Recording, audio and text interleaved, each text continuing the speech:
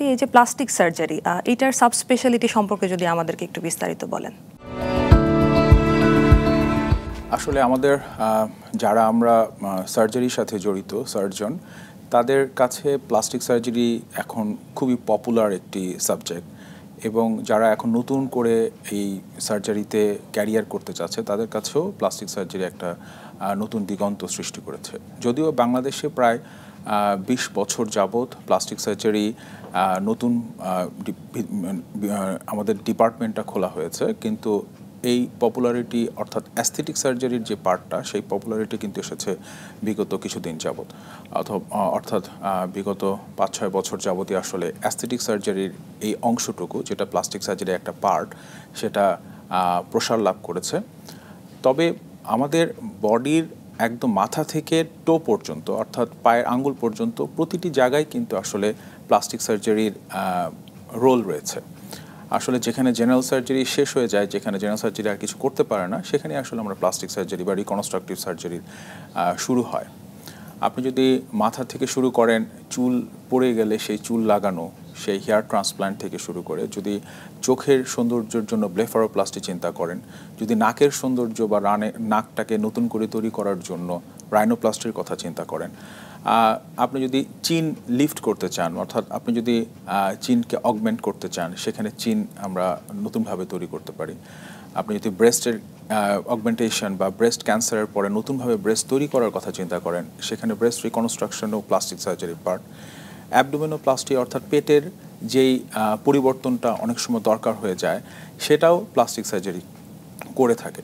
তাছাড়াও ত্বকের ক্যান্সার থেকে শুরু করে কনজেনিটাল অ্যাবনর্মালিটি, যেগুলি নিয়ে অনেক বাচ্চারা জন্মগ্রহণ করে, সেগুলো ত্রুটি দূর করার ক্ষেত্রেও প্লাস্টিক সার্জারি এক অনন্য ভূমিকা পালন করে যাচ্ছে। অর্থাৎ প্রতিটা ক্ষেত্রেই আসলে প্লাস্টিক সার্জারির কোনো না কোনো ভূমিকা রয়েছে, এবং বাংলাদেশে এখন প্লাস্টিক সার্জনের সংখ্যাও অনেক বেড়েছে, এবং প্লাস্টিক সার্জন যারা কাজ করছেন তারা গুণগত মানে পৃথিবীর যে কোনো দেশের তুলনায় ভালো অবস্থায় আছেন, এবং তারা সঠিক এবং যেটা নাকি সেফ, মানে পেশেন্টের জন্য সেফ, সেই সার্জারিটা আসলে প্রোভাইড করতে পারছে। আচ্ছা স্যার, এই যে অ্যাস্থেটিক সার্জারি বা প্লাস্টিক সার্জারি, এটা পশ্চিমা দেশে বা আমাদের দেশে এখন কতটা জনপ্রিয়? অ্যাস্থেটিক সার্জারি প্লাস্টিক সার্জারির একটা অন্যতম পার্ট, যদিও আমাদের দেশে আগে এটার ব্যবহারটা কম ছিল, এবং বেশিরভাগ পেশেন্টই এই ধরনের অপারেশন করার জন্য দেশের বাইরে চলে যেত। কিন্তু বিগত 6-7 বছর যাবৎ বাংলাদেশেই এই প্লাস্টিক সার্জারির বহুল ব্যবহার হচ্ছে, এবং আপনারা জেনে খুশি হবেন যে স্কয়ার হসপিটালে আমরা অ্যাস্থেটিক সার্জারি বা কসমেটিক সার্জারির যেই সবগুলো প্রসিডিওরই আমরা এখন করি, এবং দক্ষতার সাথে আমরা করছি। আর বাংলাদেশের প্রেক্ষাপটের কথা যদি চিন্তা করেন, তাহলে বিদেশে যেমন অনেক ক্ষেত্রেই কিন্তু ইন্স্যুরেন্স করা থাকে, সেক্ষেত্রে কিন্তু কসমেটিক সার্জারি বা অ্যাস্থেটিক সার্জারিতে ইন্স্যুরেন্স করা থাকে না, সেখানেও আপনাকে পে করেই করতে হয়। আমাদের দেশেও এই অ্যাস্থেটিক সার্জারির ক্ষেত্রে সৌন্দর্য বর্ধনের জন্য আপনার পে করেই করতে হয়।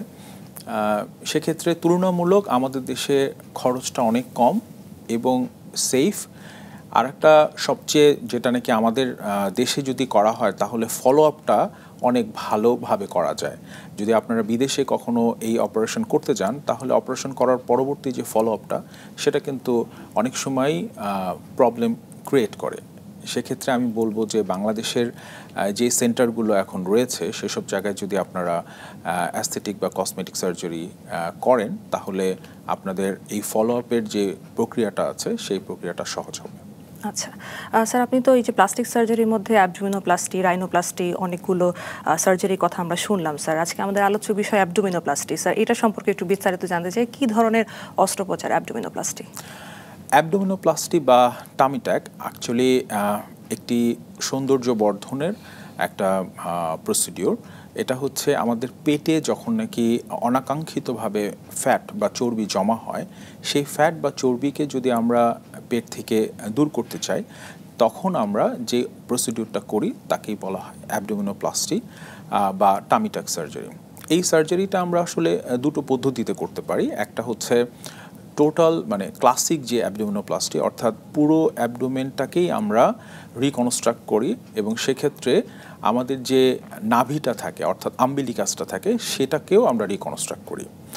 আর আমরা যদি যেটা নাকি প্যানিকুলেক্টমি বলি মানে স্মল ইনসিশন দিয়ে যেটা করা হয় সেটা আমরা শুধুমাত্র লোয়ার অ্যাবডোমেন মানে অর্থাৎ লোকাল অ্যানেস্থেসিয়া দিয়েই আমাদের যে নাভির যে নিচের অংশটুকু অনাকাঙ্ক্ষিতভাবে ফ্যাট জমা হয় সেই অংশটুকে আমরা অপসারণ করতে পারি। দুই ধরনের মানে সার্জারিটাই আমরা ডে কেস হিসেবে করি, অর্থাৎ আপনি অপারেশনের দিন আসবেন, অপারেশন করবেন এবং চলে যেতে পারবেন। সেক্ষেত্রে আপনাকে হসপিটাল স্টে বা করার কোনো দরকার নেই। আচ্ছা স্যার, একটু জানতে চাই আপনার কাছে অ্যাবডোমিনোপ্লাস্টি এটার পিছনের মানে কজোলজি বা ইটিওলজিটা কি, মানে কাদের এটা করাটা গুরুত্বপূর্ণ বা কেনই বা করবে? ধন্যবাদ। আসলে যদি আমরা চিন্তা করি যে আমাদের যারা নাকি মারা রয়েছেন তাদের প্রেগনেন্সির পরে দেখবেন যে প্রথম বা দ্বিতীয় প্রেগনেন্সির পরে এই যে অ্যাবডোমেনের যে মাসেলগুলি রয়েছে সেই মাসেলগুলি অনেক উইক হয়ে যায়। যখন এই উইক হয়ে যায় তখন পেটের যে কন্টেন্টটা থাকে সেই কন্টেন্টটা বের হয়ে আসতে চায়। অনেকে এটা ভাবেন যে এটা হয়তো বা হার্নিয়া, কিন্তু আসলে এটা হচ্ছে পেটের যে মাসেল থাকে রেকটাস অ্যাবডোমিনিস, সেই মাসেলটা যখন নাকি উইক হয়ে যায় তখন পেটের কন্টেন্টটা বের হয়ে আসে। তো আমরা এই পেটের যে মাসেলটা থাকে সেটাকে রিকনস্ট্রাক্ট করে আমরা যে এক্সট্রা স্কিনটা থাকে যেটা নাকি অনেক থিন হয়ে যায় সেটাকে যখন নাকি আবার তার আগের অবস্থায় নিয়ে যায়, সেটাই হচ্ছে অ্যাবডোমিনোপ্লাস্টির একটা অন্যতম রিজন করার। তাছাড়াও অনেক সময় হার্নিয়া যদি থাকে, আম্বিলিকাল হার্নিয়া, অর্থাৎ ধরেন ল্যাপারোস্কোপি করলো, ল্যাপারোস্কোপি করার পরে যে আম্বিলিকাল পোর্ট দিয়ে আপনার অপারেশনের জন্য ছিদ্র করা হয় সেখান দিয়ে পেটের যে কন্টেন্টটা সেটা বের হয়ে আসতে পারে। সেই আম্বিলিকাল হার্নিয়ার ক্ষেত্রেও কিন্তু অনেক সময় আমাদের এই অ্যাবডোমিনোপ্লাস্টি করতে হয়। তাছাড়াও তো আরেকটা বিষয় রয়েছেই যেটা নাকি অনুষ্ঠানের শুরুতেই বলা হয়েছে, যখন নাকি একজন মানুষ অনেক ওজনে থাকে, সেই ওজন যখন সে কমিয়ে ফেলে তখন তার যে স্কিনটা থাকে সেই স্কিনটা অনেক ল্যাক্স হয়ে যায়, অর্থাৎ অনেক স্কিনটা মানে ঝুলে যায়। এই ঝুলে যাওয়া যে অংশটা সেটাকে আবার পূর্বের অবস্থায় ফিরিয়ে আনার জন্য আমরা অ্যাবডোমিনোপ্লাস্টি করি। আচ্ছা।